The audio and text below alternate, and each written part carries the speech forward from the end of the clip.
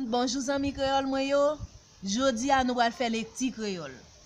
Nous pral wè son tout.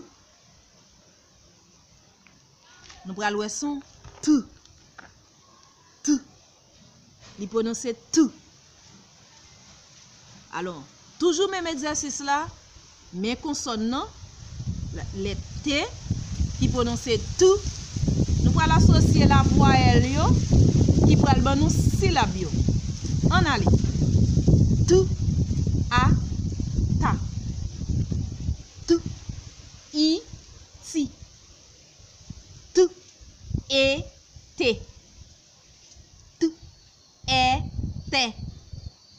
Tout o to. Tout o to. Tout en temps. Tout un te. Tout ou tout. Tout un tun. Oui, tui. Tout on ton. Kounya ti moun nou pral li syllab yo. To, te, to, te, ti, te, ta,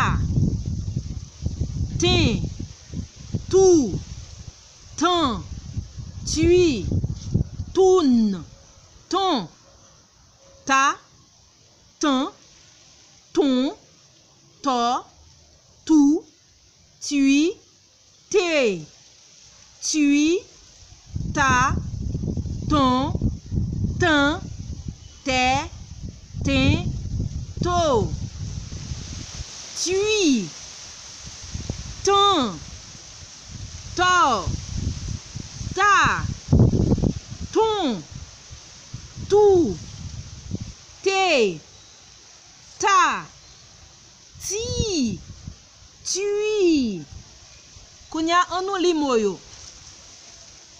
Tata, tete, titi, toto, tatu, toti, tati, tate, tutu, tintin, teta, tab, tab, titon, tat, tat, tat, tit, tit, totot, totot, tete, tabou, tambou, tonton, titit.